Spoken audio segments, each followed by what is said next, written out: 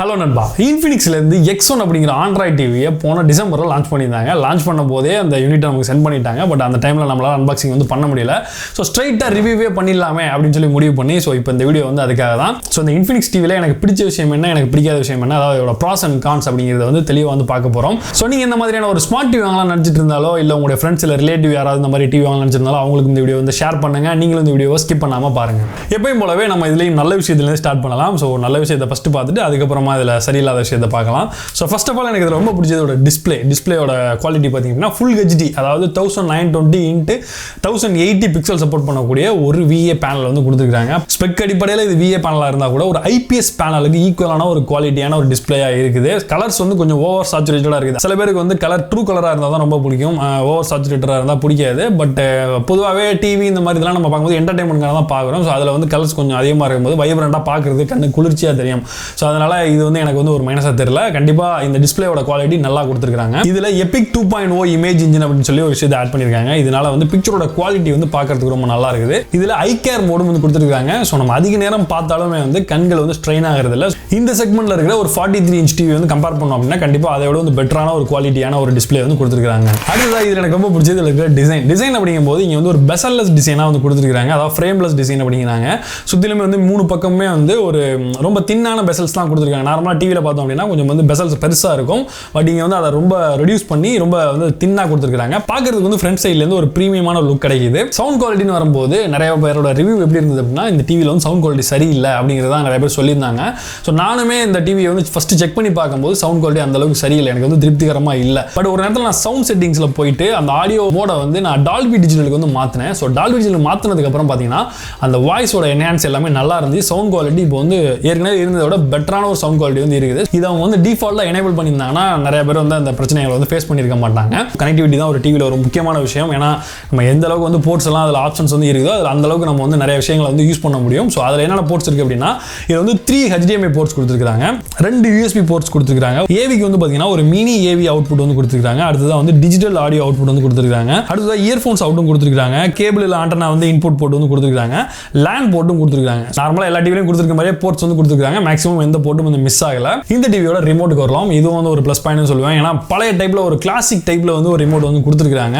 So இப்போ வர smart TV அப்படின்னாலே உங்களுக்கு அது ரிமோட்டும் வந்து ஸ்மார்ட்டாக இருக்கணும் அப்படிங்கிறதுனால சின்ன ரிமோட்டாக கொடுத்து 2 பட்டன் தான் கொடுத்துருக்காங்க. யூஸ் பண்ணுறதுக்கு வந்து ஒரு சில விஷயங்களை நம்ம அக்சஸ் பண்ண முடியறதுக்கு உள்ளே போய் செட்டிங்ஸில் போய் தான் பண்ண முடியும். பட் இந்த ரிமோட் பார்த்தீங்கன்னா கிளாசிக்காக நிறைய பட்டன்ஸ் வச்சு கொடுத்துருக்காங்க. ஸோ நம்ம ஒருவேளை கேபிள் சேனல் ஆண்டனால் வந்து பார்க்குறோம் அப்படின்னா நீங்கள் டேரெக்டாக அந்த சேனல் மாற்றுறதுக்கெல்லாம் வந்து நம்பர்ஸ் பட்டன்லாம் கூட வந்து இருக்குது. ஸோ அந்த மாதிரி ஒரு ரிமோட்டாக வந்து ஒரு ஃபுல் பேக்கெட் ரிமோட்டாக வந்து கொடுத்துருக்காங்க. இதில் பார்த்தீங்க அப்படின்னா மீடியா கண்ட்ரோல் பட்டன்ஸும் வந்து இருக்குது. அதாவது நீங்கள் டிவி பார்த்துட்டு இருக்கும்போது ப்ளே பாஸ் பண்ணுறது, நெக்ஸ்ட் கொடுக்குறது, அப்புறமாட்டி நீங்கள் ஸ்டாப் பண்ணுறது, ரெக்கார்டிங் பண்ணுறது, அந்த மாதிரி நிறைய பட்டன்ஸ் வந்து இதில் வந்து கொடுத்துருக்காங்க. டேரெக்டாக நீங்கள் வந்து ஒரு இதுக்குமே யூடியூப்ல நீங்கள் வீடியோ பார்த்துட்டு இருந்தீங்கன்னா கூட நீங்கள் இந்த ஃபாஸ்ட் ஃபார்வர்டு பட்டன் டேரெக்டாக ப்ரெஸ் பண்ணி அப்படின்னா அது வந்து ஃபார்வர்ட் ஆகும். ஸோ இந்த பட்டன் தான் யூஸ் பண்ணி நேவிகேஷன் பட்டனை யூஸ் பண்ணி தான் எல்லாம் பண்ண அவசியம் கிடையாது. இந்த ரிமோட்டில் கூகுள் அசிஸ்டன்ட் சப்போர்ட்டும் இருக்குது. ஸோ நம்ம டிவியை வந்து வாய்ஸ் கண்ட்ரோலில் வந்து யூஸ் பண்ணிக்கலாம். பில்டினா நெட்ஃப்ளிக்ஸ், குரோம்காஸ்ட், யூடியூப் இது எல்லாமே இந்த அப்ளிகேஷன் எல்லாமே கொடுத்துருக்காங்க. இந்த டிவியோட சாஃப்ட்வேரை பொறுத்தளவில் இது வந்து ஆண்ட்ராய்ட் 9 OS வந்து ரன் ஆகுது. நம்ம யூஸ் பண்ணும்போது கூகுள் அசிஸ்டன்ட் ஹேங் ஆகுது அப்படிங்கிறது போல நிறைய ரிவ்யூ வந்து பார்த்தேன். பட் நான் யூஸ் பண்ண வரைக்கும் கூகுள் அசிஸ்டன்ட் எந்த பிரச்சனையும் இல்லாமல் தான் ஒர்க் ஆகுது இது வரைக்கும். இப்போ இந்த டிவியோட கான்ஸ்க்கு வருவோம். இதில் இருக்கிற சின்ன சின்ன பிரச்சனைகள் தான். அது வந்து பெரிய பூதாகரமான பிரச்சனை அப்படிலாம் சொல்லிட மாட்டேன். ஒரு சின்ன சின்ன பிரச்சனைகள் தான்.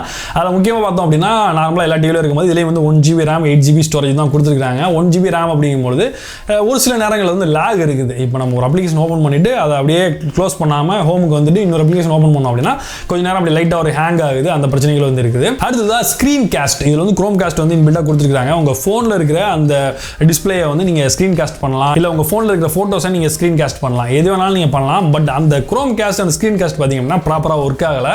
நிறைய நேரத்தில் வந்து ஹேங் ஆகுது, நிறைய நேரத்தில் ஆட்டோமேட்டிக்காக அப்ளிகேஷன் வந்து க்ளோஸ் ஆகுது. ஸோ இந்த ஏற்கனவே நம்ம ரியல்மி டிவியில் கூட இதே இஷ்யூ தான் பார்த்தோம்.